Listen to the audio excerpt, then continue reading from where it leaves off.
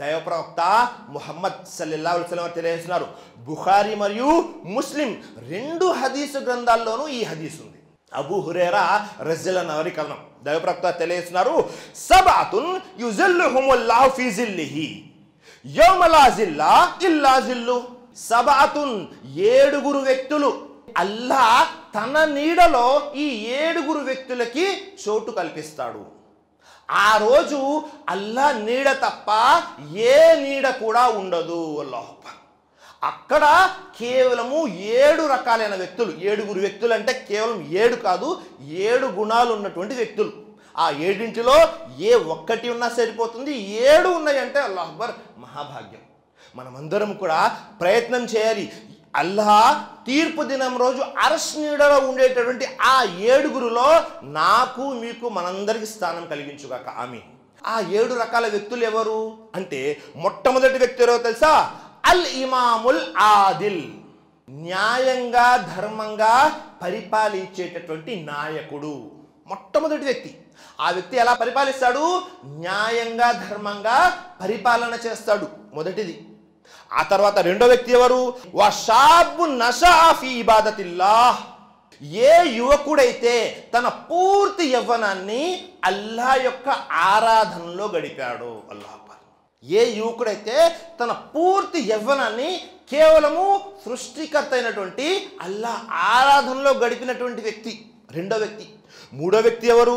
వరజులున్ కల్బుహు ముఅల్లకున్ fill మసాజిద్, ఏ వ్యక్తి యొక్క హృదయము మస్జిదులతో మమేకమైపోయి ఉందో, ఆ వ్యక్తి యొక్క హృదయము ఎప్పుడు మస్జిదుల గురించే ఆలోచిస్తూ ఉంటుంది.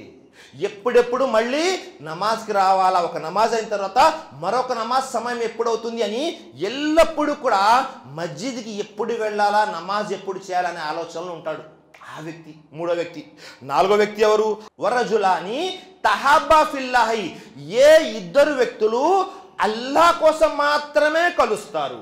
ఎలాగా చూడండి, ఇజ్తమా అలైహి వతఫర్రక అలై, ఏ ఇద్దరు వ్యక్తులైతే అల్లాహ్ ప్రసన్నత కోసం స్నేహం చేస్తారు, జమా కలుస్తారు అల్లాహ్ కోసం. ఒకవేళ విడిపోవలసి వస్తే అల్లాహ్ మీద ప్రేమతోనే విడిపోతారు. వారికి వేరే ఇహలోక ప్రాపంచిక లాభాలు ఏమీ ఉండవు. నాలుగో గుణం. ఆ తర్వాత ఐదో వ్యక్తి ఎవరు? వరజులున్ దాతుహు ఇమ్రాఅతున్ జాతు మన్సిబిన్ వ జమాలిన్ ఫకాల ఇన్ని అకాఫుల్లాహ్.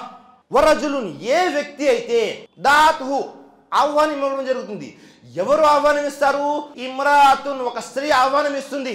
ఎవరా స్త్రీ అంటే జాతు మన్సిబిన్ వ జమాలిన్, ఆ స్త్రీ అందం పరంగా చాలా అందగత్తె అయి ఉంటుంది. మరియు ఆ స్త్రీ ఉన్నత వర్గానికి, ఉన్నత వంశానికి చెందినటువంటి స్త్రీ. ఆస్తి పరంగా, ఐశ్వర్యం పరంగా, అందం పరంగా సమాజంలో ఉన్నత శ్రేణికి చెందినటువంటి స్త్రీ ఒక వ్యక్తిని ఆహ్వానిస్తుంది. దేనికి? ఒక చెడు కార్యం, వ్యభిచరించడం కోసం ఆహ్వానిస్తుంది. అప్పుడు ఆ వ్యక్తి ఏమంటాడో తెలుసా? ఫకాలా ఇన్ని అకాఫుల్లా, నేను అల్లాహ్కు భయపడుతున్నాను అని ఆ చెడు కార్యం చేయకుండా వచ్చేస్తాడు. వారు బలవంతము బలాత్కారము కాదు, ఒక స్త్రీ ఆహ్వానించినప్పటికీ కూడా ఇన్ని అకాఫుల్లా, నేను అల్లాహ్కు భయపడుతున్నానని ఆ చెడు పని చేయకుండా ఉండేటటువంటి వ్యక్తి ఐదో వ్యక్తి.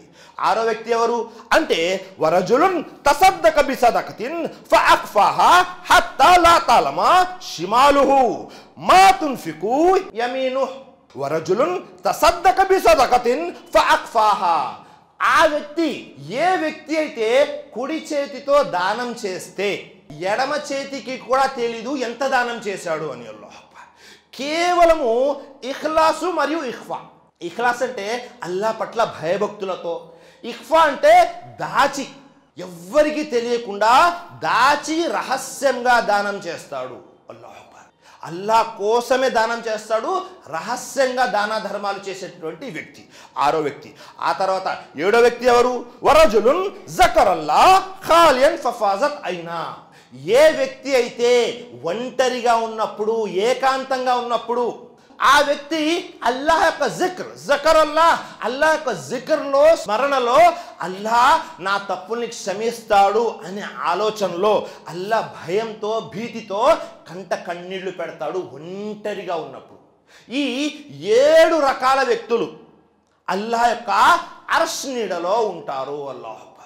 ఇక్కడ ఇంతకు ముందు చదివినటువంటి హదీస్లో సబాతున్ యుజిల్లుహుముల్లాహు ఫీ జిల్లిహి, అల్లాహ్ యొక్క నీడ అనే పదం వచ్చింది. నిజంగా అల్లాహ్కు నీడ ఉంటుందా అంటే ఈ 2 హదీస్ గ్రంథాల్లో కూడా అలాగే ఉంది. కానీ ఇబ్నే హజర్ రహిమహుల్లాహ్ తెలియజేశారు. ఏమని తెలియజేశారు అంటే సయీద్ ఇబ్నే మన్సూర్ ఆయన పుస్తకంలో ఒక హదీస్ రాశారు. సల్మాన్ రజియల్లాహు అన్హు వారి కథనం. ఇది కూడా సహీ హదీస్, హసన్ ప్రకారంగా సహీ హదీస్ ఇది. అక్కడ ఏముంది అంటే సబాతున్ యుజిల్లుహుముల్లాహు ఫీ జిల్లి అర్షిహి, అల్లాహ్ యొక్క అర్ష్ నీడలో ఉంటారు. అల్లాహ్ అక్బర్. చూసారా, అల్లాహ్ యొక్క నీడ అంటే అల్లాహ్ యొక్క అర్ష్ నీడలో ఈ 7 వ్యక్తులు ఉంటారు అని తెలియజేయడం జరిగింది. దీనిని ఫతహుల్ బారీ అనే పుస్తకంలో ఇబ్నే హజర్ రహిమహుల్లా వారు కూడా నకలు చేశారు సహీహ్గా. అల్లాహ్ అక్బర్. చూడండి, ఈ 7 రకాల వ్యక్తులు ఒక్కసారి పరిశీలన చేయండి. ఈ 7 రకాల వ్యక్తుల్ని ప్రత్యేకంగా ఎందుకు చెప్పడం జరిగింది? ఈ 7 రకాల వ్యక్తుల్లో ప్రత్యేకత ఏముంది, ఏ గుణాలు ఉన్నాయి? ఇబ్నుల్ ఖయ్యిమ్ రహిమహుల్లాహ్ తెలియజేస్తున్నారు. ఈ 7 ఉన్నటువంటి ఉమ్మడి విషయాలు, కామన్ విషయాలు ఏమిటి అంటే ఈ 7 కూడా తమ కోరికల్ని, మనోవాంఛల్ని అనుసరించలేదు. కోరికలకి వ్యతిరేకంగా అల్లాహ్ యొక్క ఇష్టంతో పనిచేశారు. అంటే ఈ పని చేయడం వల్ల అల్లాహ్ ఇష్టపడతాడు అనే ఉద్దేశంతో ఈ 7.